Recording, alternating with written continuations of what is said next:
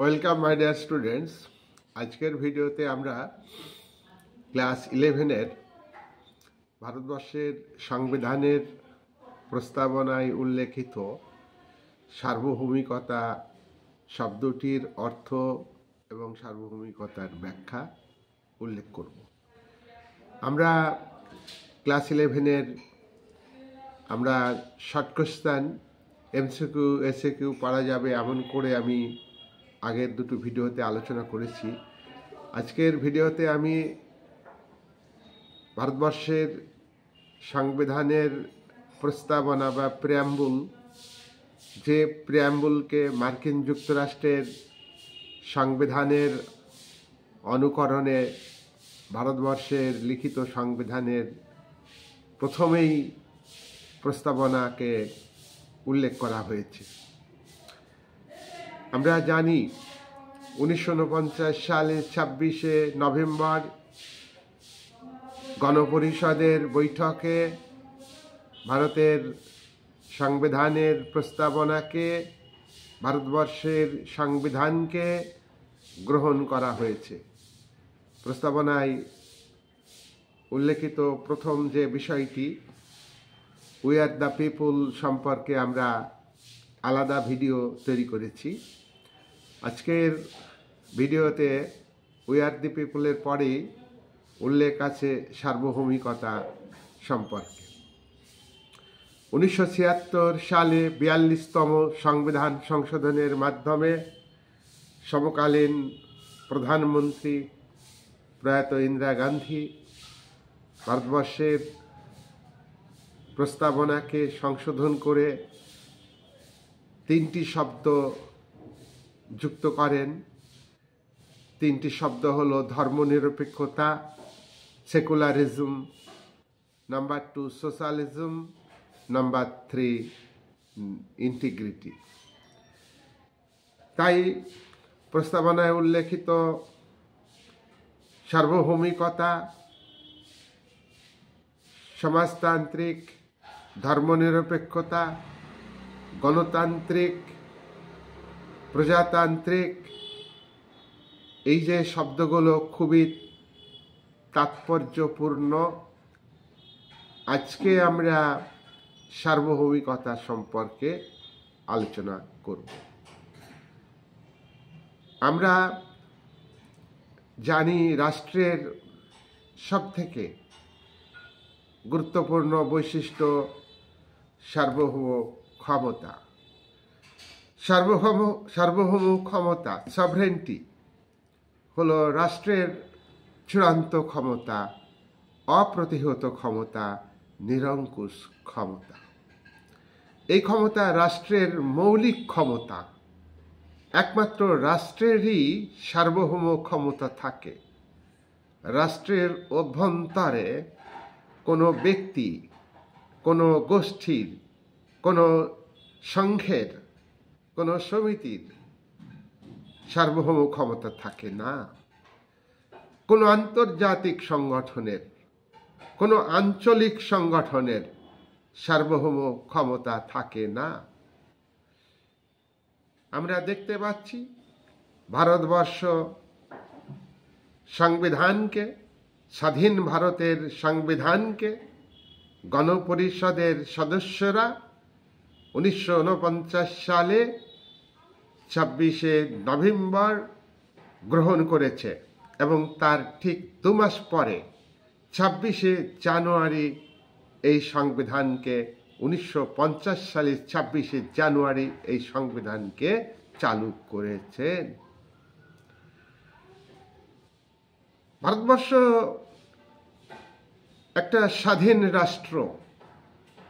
ভারতবর্ষের সংবিধানের প্রস্তাবনায় উল্লেখিত সভরেন্টি, সার্বভৌমিকতা শব্দটির তাৎপর্য হলো যে ভারত সম্পূর্ণভাবে আন্তর্জাতিক দিক থেকে চূড়ান্ত ক্ষমতার অধিকারী, অপ্রতিহত ক্ষমতার অধিকারী, অসীম ক্ষমতার অধিকারী। ভারতবর্ষে আভ্যন্তরীণ দিক থেকে ভারত রাষ্ট্রের চূড়ান্ত ক্ষমতা আছে, ভারত রাষ্ট্রের অপ্রতিহত ক্ষমতা আছে। কোনো ব্যক্তি নেই, কোনো সংঘ নেই যে ভারত রাষ্ট্রকে অমান্য করে। ভারত রাষ্ট্রের ঊর্ধ্বে, সকলেই ভারত রাষ্ট্রের অধীনে। আন্তর্জাতিক ক্ষেত্রে ভারত সার্বভৌম রাষ্ট্র। তার কারণ ভারতবর্ষ স্বাধীনতার পর স্বাধীনভাবে তার পররাষ্ট্রনীতিকে নির্ধারণ করতে পারে। ভারতবর্ষ পররাষ্ট্রনীতির ক্ষেত্রে যে জোট নিরপেক্ষ আন্দোলনকে সংগঠিত করেছে, 1991 সালে ভারতবর্ষের পররাষ্ট্রনীতিতে যে ব্যাপক পরিবর্তন আসে, সেই পরিবর্তনও কিন্তু ভারত রাষ্ট্র তার নিজের ইচ্ছা মতো করতে পেরেছে। ভারত চূড়ান্ত ক্ষমতার অধিকারী। এইটাই হলো ভারতবর্ষের সংবিধানের প্রস্তাবনায় উল্লেখিত সার্বভৌমিকতা শব্দটির তোমার অর্থ। সার্বভৌম ক্ষমতার শব্দটি সভরেন্টির যে একটা তাৎপর্য, এটা খুবই আমাদের উল্লেখযোগ্য।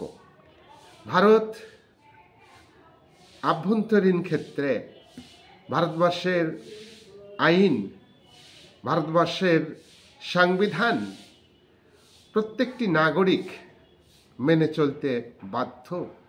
ভারতবর্ষের সংবিধানকে ভারত সরকার মেনে চলতে বাধ্য।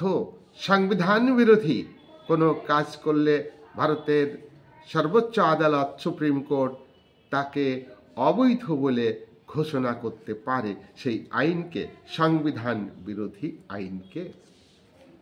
ভারত সার্বভৌম রাষ্ট্র, এটা পৃথিবীর বিভিন্ন দেশ স্বীকার করে নিয়েছে।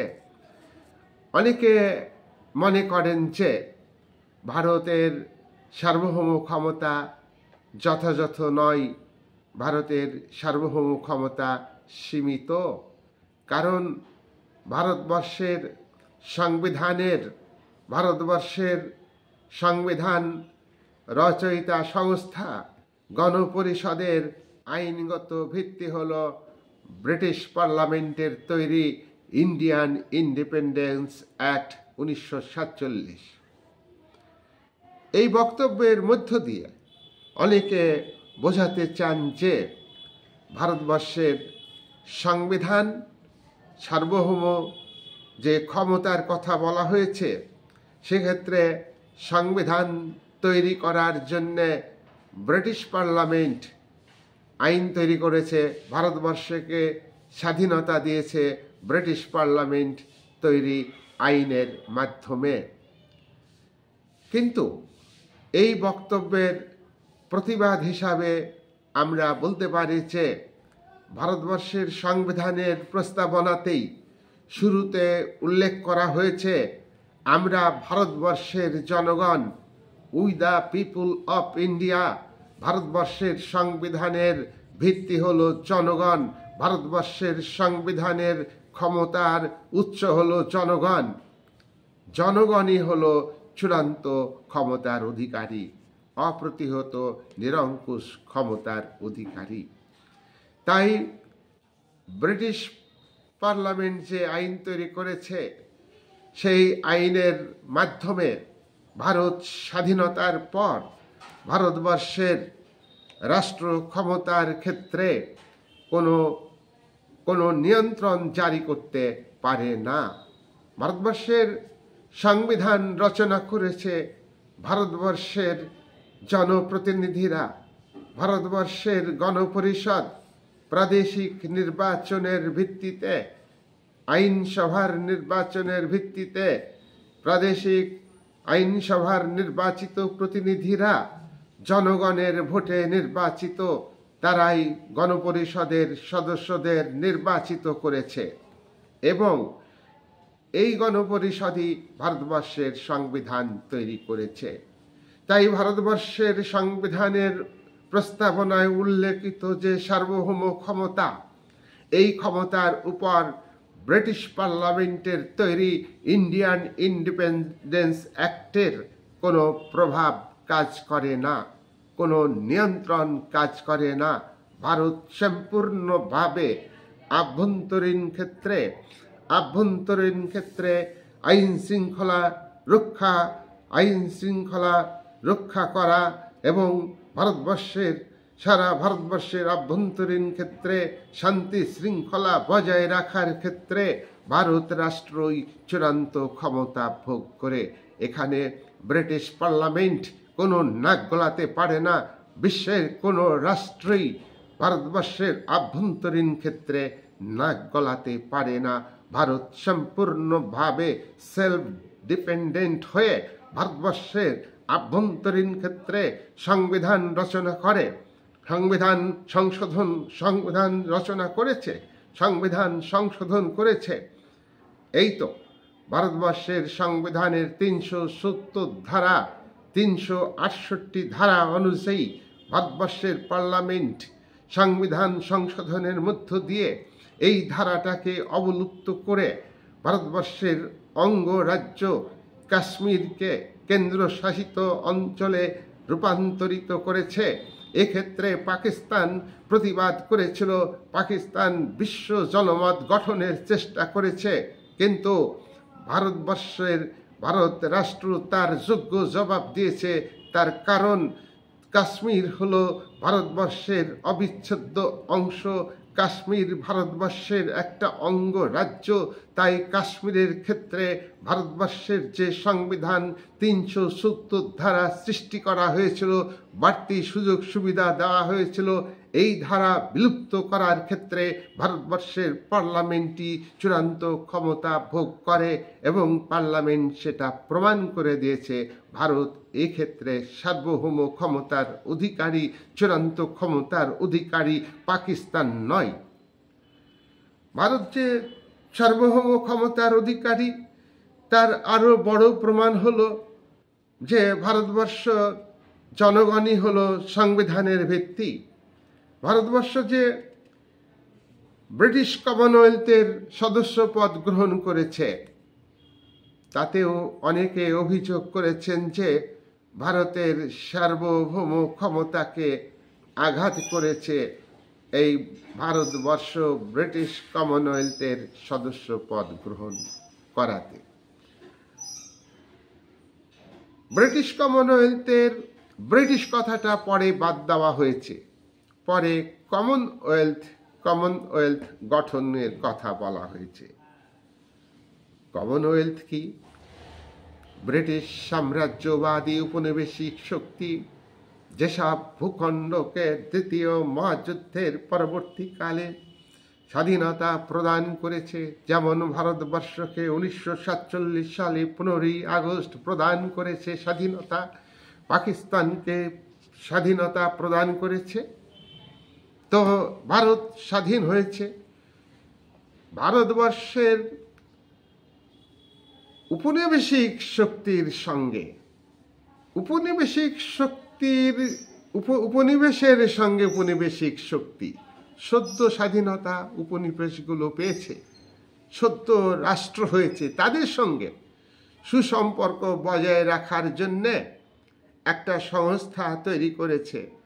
তার কারণ আমরা জানি যে ভারতবর্ষের স্বাধীনতা ব্রিটিশ সরকার এবং ভারতবর্ষের জাতীয় কংগ্রেস, ভারতবর্ষের জাতীয় সংগ্রামী নেতারা আন্ডারস্ট্যান্ডিং করে বোঝাপড়ার মধ্য দিয়ে ভারতবর্ষকে স্বাধীন করেছে।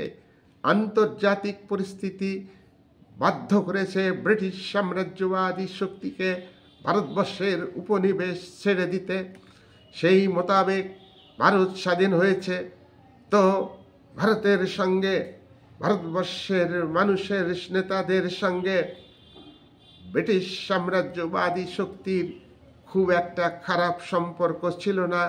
ব্রিটিশ সাম্রাজ্যবাদী শক্তি দীর্ঘ 100 বছর শাসনের নামে শোষণ করলেও ভবিষ্যতে সদ্য স্বাধীন ভারতবর্ষের সঙ্গে সদ্য স্বাধীন পাকিস্তান রাষ্ট্রের সঙ্গে এবং অন্যান্য সদ্য স্বাধীন রাষ্ট্রগুলির সঙ্গে তাদের যেখানে যেখানে উপনিবেশ ছিল তাদের সঙ্গে সুসম্পর্ক বজায় রাখার জন্যে, তাদের সঙ্গে অর্থনৈতিক লেনদেন, সামাজিক, অর্থনৈতিক, রাজনৈতিক ক্ষেত্রে পারস্পরিক সম্পর্ক স্থাপনের জন্যই তারা একটা সংগঠন তৈরি করেছে। সেই সংগঠন হচ্ছে কমনওয়েলথ। এই কমনওয়েলথের হেড হলো ব্রিটেনের রাজা বা রানী। ব্রিটেনের রাজা বা রানীর নামে এই সংগঠন পরিচালিত হবে। ভারতবর্ষ স্বাধীনতার পরেও ভারত সার্বভৌম রাষ্ট্র হয়েও এই কমনওয়েলথের সদস্য পদ গ্রহণ করেছে। তাই এর বিরুদ্ধে অভিযোগ হয়েছে যে কমনওয়েলথের সদস্য পদ গ্রহণ করে ভারতবর্ষ তার সার্বভৌমত্বকে ক্ষুণ্ণ করেছে, সার্বভৌম ক্ষমতাকে সীমিত করেছে।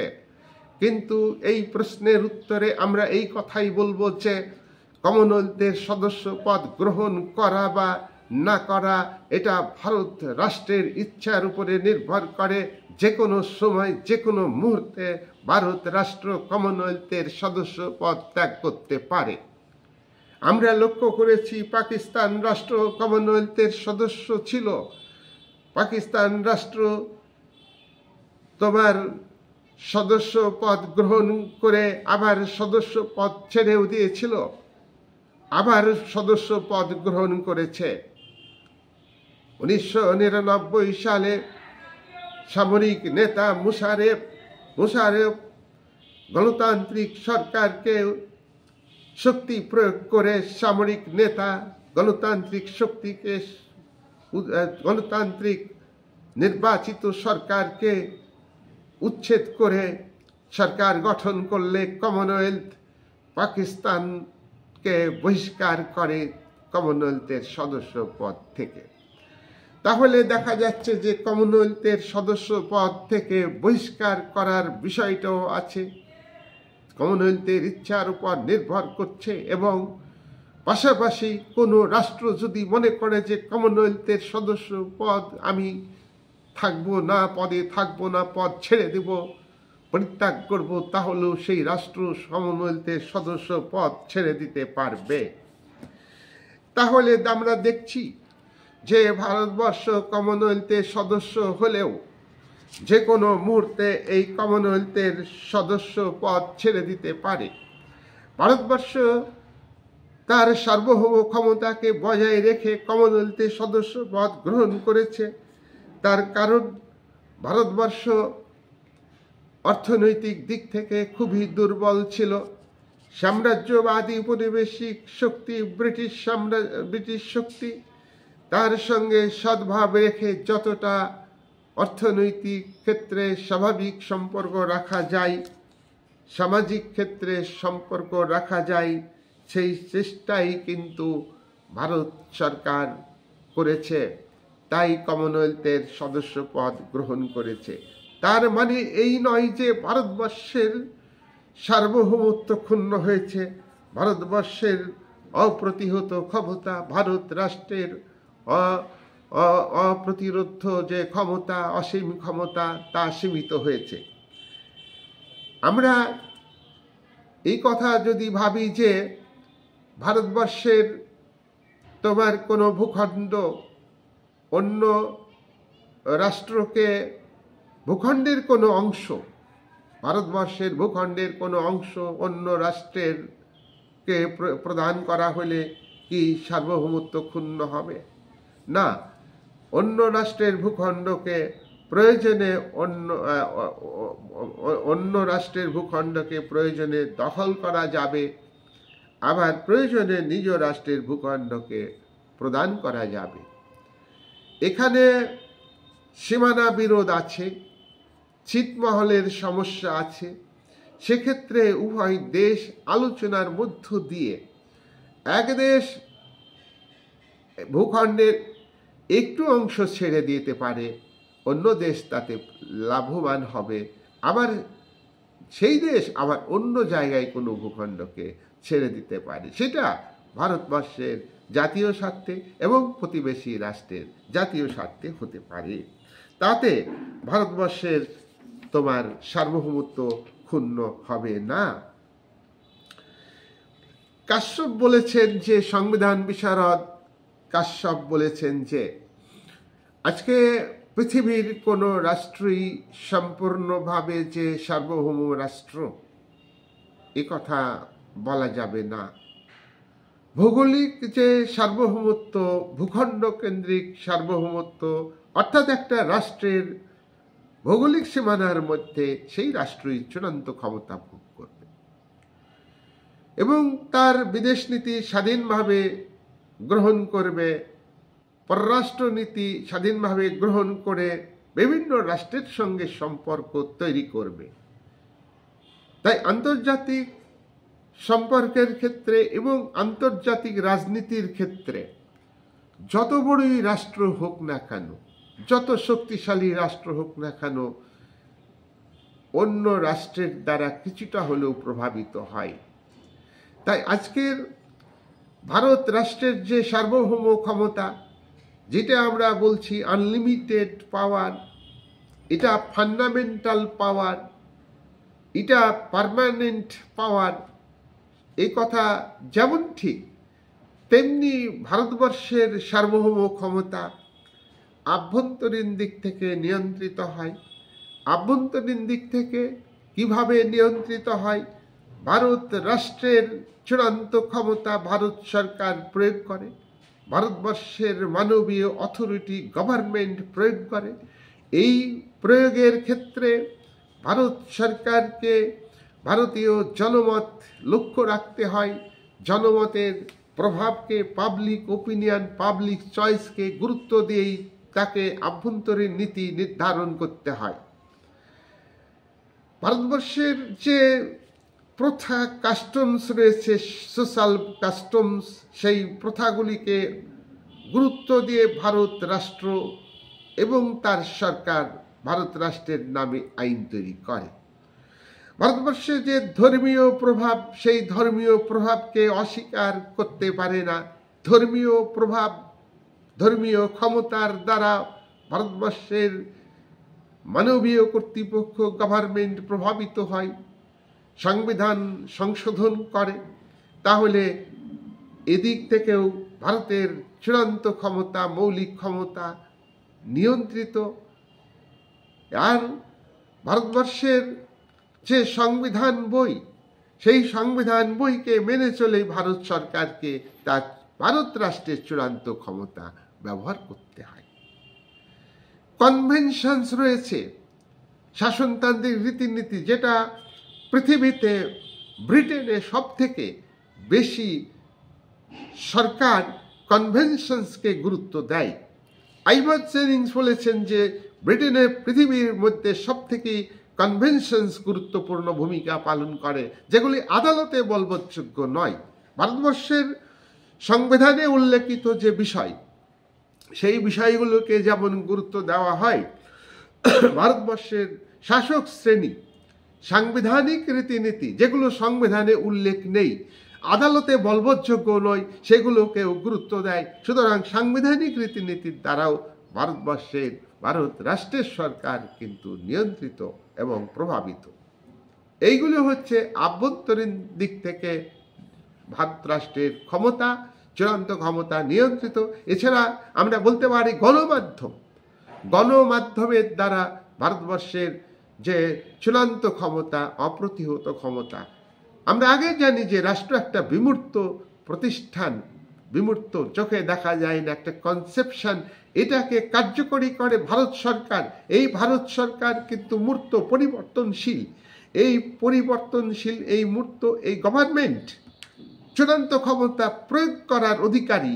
এই প্রয়োগের ক্ষেত্রে তাকে সংবিধান মান্য করতে হয়, তাকে সংবিধানের প্রতি লয়ালিটি দেখাতে হয়। সংবিধান বহির্ভূত কাজ করলে ভারতবর্ষের সুপ্রিম কোর্ট তাকে অবৈধ বলে ঘোষণা করতে পারে সেই আইনকে। সংবিধান বিরোধী আইন পাশ করলে ভারতের পার্লামেন্ট, সংবিধান বিরোধী আইন পাশ করলে সুপ্রিম কোর্ট সেই আইনকে অবৈধ ঘোষণা করতে পারে। এক্ষেত্রে পার্লামেন্ট বিচার ব্যবস্থার দ্বারা নিয়ন্ত্রিত হয়। স্বাধীন ও নিরপেক্ষ বিচার ব্যবস্থা, ভারত গণতান্ত্রিক রাষ্ট্র, স্বাধীন ও নিরপেক্ষ বিচার ব্যবস্থা রয়েছে। সুতরাং এই জায়গায় দাঁড়িয়ে ভারতবর্ষের যে সার্বভৌম ক্ষমতা প্রয়োগকারী সরকার সংবিধান দ্বারা সীমিত, সংবিধানকে অমান্য করতে পারে না। তবে সমাজ গতিশীল, সমাজ পরিবর্তনশীল, ডাইনামিক, আভ্যন্তরীণ ক্ষেত্রে যেমন পরিস্থিতি পাল্টাচ্ছে, অর্থনৈতিক অবস্থার পরিবর্তন হচ্ছে, উন্নতি হচ্ছে, সামাজিক অবস্থার পরিবর্তন হচ্ছে, উন্নতি হচ্ছে, রাজনৈতিক পলিটিক্যাল কালচারের পরিবর্তন হচ্ছে, সেই জায়গায় দাঁড়িয়ে সংবিধানকে সংশোধন করাটা খুবই সঙ্গত কারণই সংবিধানকে সংশোধন করতে হবে। সুতরাং সেটা কিন্তু সংশোধনের কথা সংবিধানের পরিকাঠামোর মধ্যেই উল্লেখ আছে। সাংবিধানিক কাঠামোর মধ্য দিয়েই সংবিধানকে সংশোধন করতে হবে। তাহলে আমরা দেখছি যে ভারতবর্ষের আনলিমিটেড পাওয়ার, ভারতবর্ষের যে সোভরেন পাওয়ার, সেটা কিন্তু সংবিধান দ্বারা সীমিত হচ্ছে। নেক্সট আমরা এই কথা উল্লেখ করব যে বাহ্যিক দিক থেকে ভারতবর্ষের সার্বভৌম ক্ষমতা কিভাবে সীমিত। বাহ্যিক দিক থেকে প্রতিটা রাষ্ট্রের সার্বভৌম ক্ষমতা সীমিত।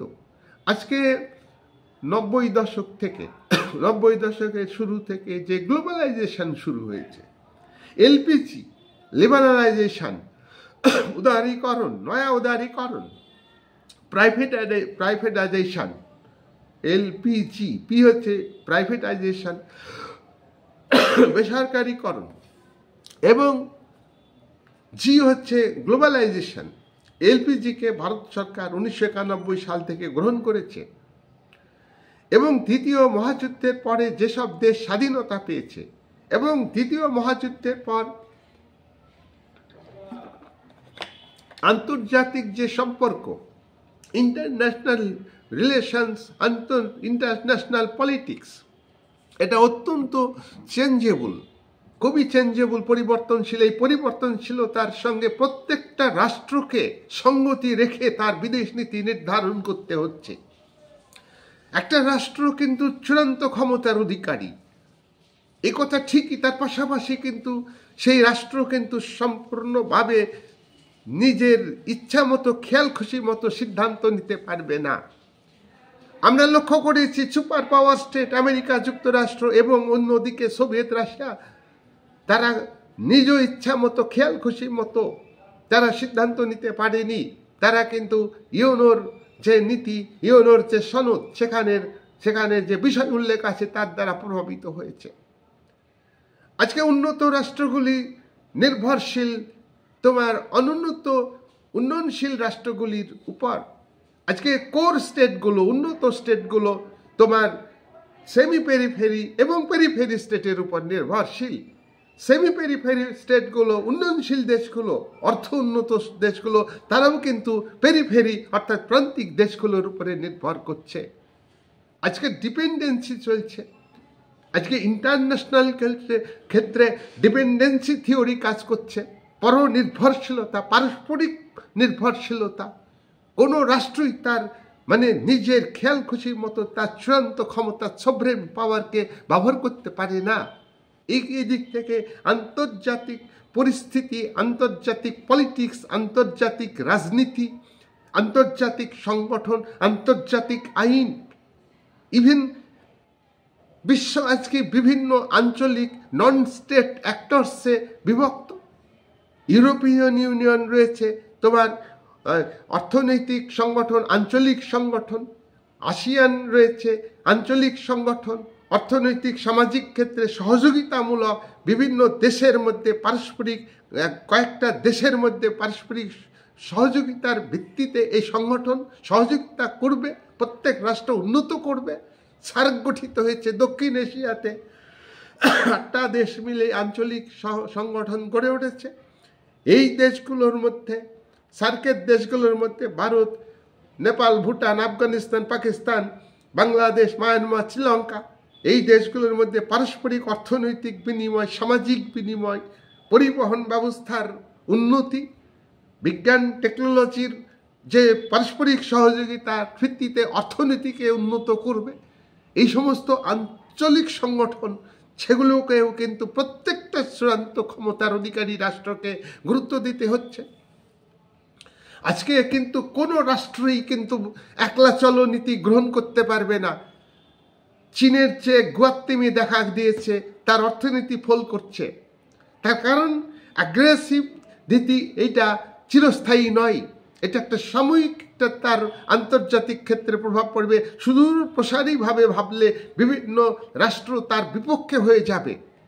তাই আগ্রাসী নীতি সুকৌশলে প্রয়োগ করে বিভিন্ন শক্তিশালী রাষ্ট্র, এটা কথা ঠিকই, কিন্তু সরাসরি প্রয়োগ করতে পারে না, তার চূড়ান্ত ক্ষমতা আছে বলে। তাই আমরা দেখব যে সভরেন পাওয়ার এটা কিন্তু রাষ্ট্রের চূড়ান্ত ক্ষমতা। এই পাওয়ারটা আজকে সীমিত হয়ে পড়েছে গ্লোবালাইজেশনের যুগে। আজকে সভরেন পাওয়ার আজকে আভ্যন্তরীণ দিক থেকে, মানে যেটা হচ্ছে কর্পোরেট রাজনীতি, ফ্রি ট্রেড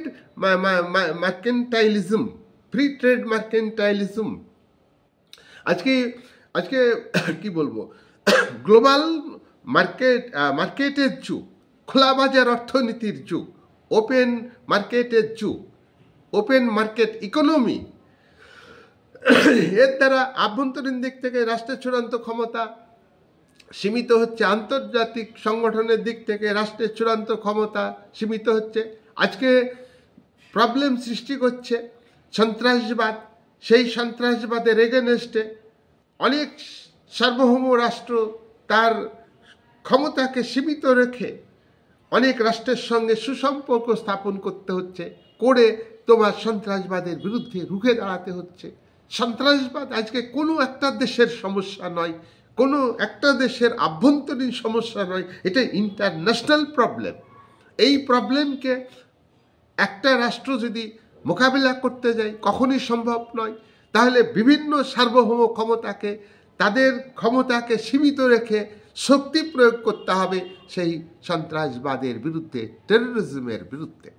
তাই আজকে আমরা দেখব যে সার্বভৌম যে ক্ষমতা, এই যে উল্লেখিত হয়েছে, আমরা পর্যালোচনা করলাম, দেখলাম যে সার্বভৌম ক্ষমতা সত্যি রাষ্ট্রের চূড়ান্ত ক্ষমতা।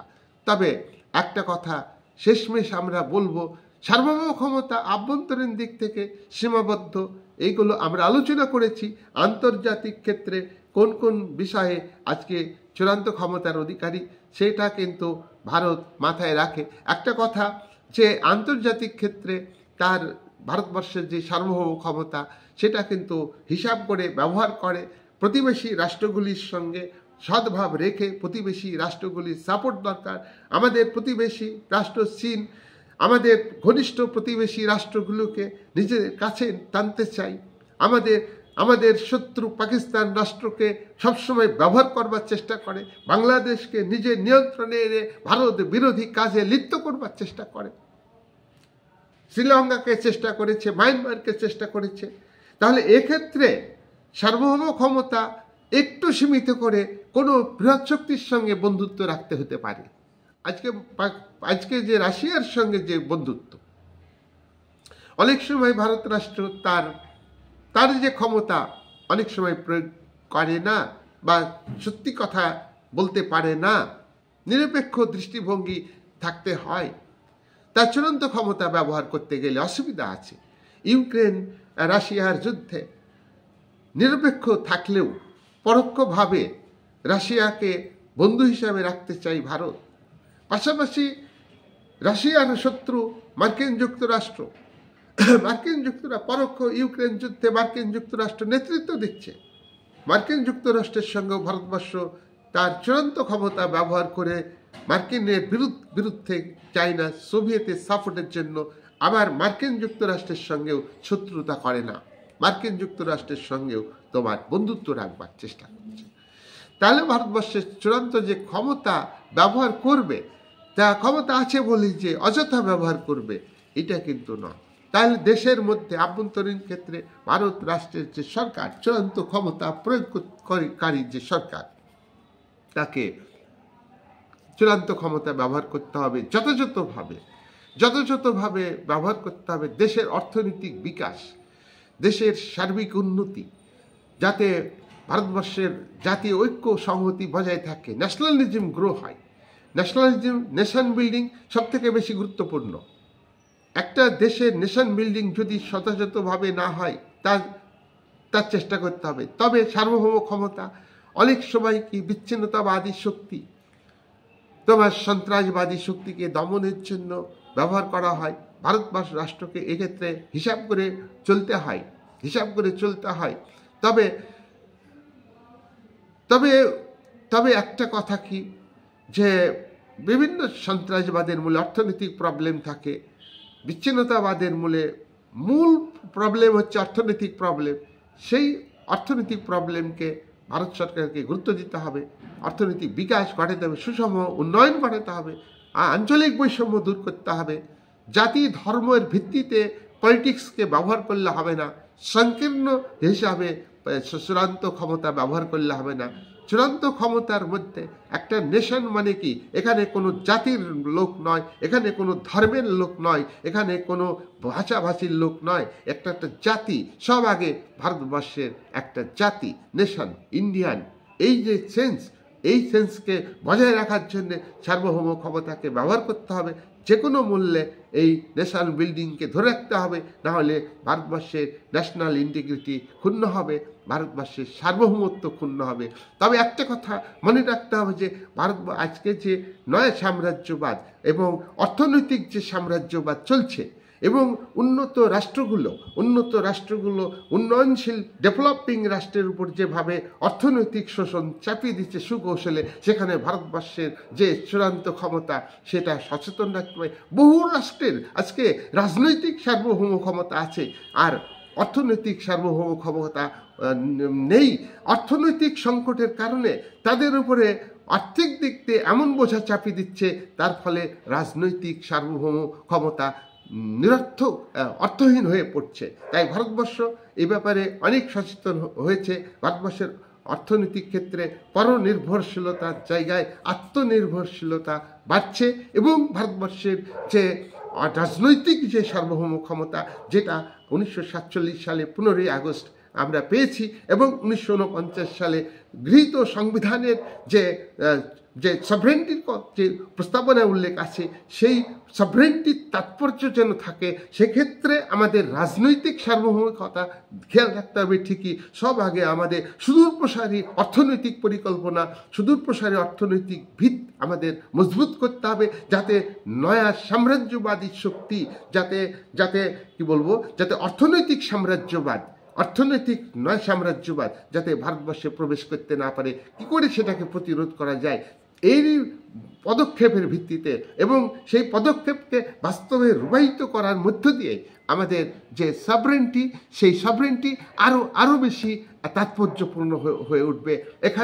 এখানে জাতভিত্তিক রাজনীতি, তোমার রিলিজিয়াস পলিটিক্স, কাস্ট পলিটিক্স, সমস্ত কিছুকে মুছে দিতে হবে।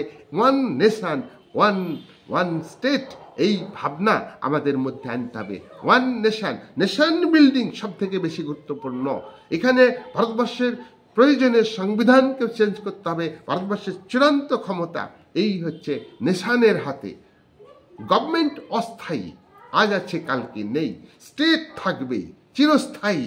স্টেটের ইডিওলজিকে সুদূর প্রসারী করতে হবে, মহৎ উদ্দেশ্যে নিতে হবে, সংকীর্ণ অর্থে নয়, রিলিজিয়াসকে গুরুত্ব দিয়ে নয়। আমাদের স্টেট, আমি আলোচনা করব, এটার তোমার নন রিলিজিয়াস স্টেট, এটা অধার্মিক রাষ্ট্র নয়, কিন্তু এটা ধর্মনিরপেক্ষ রাষ্ট্র।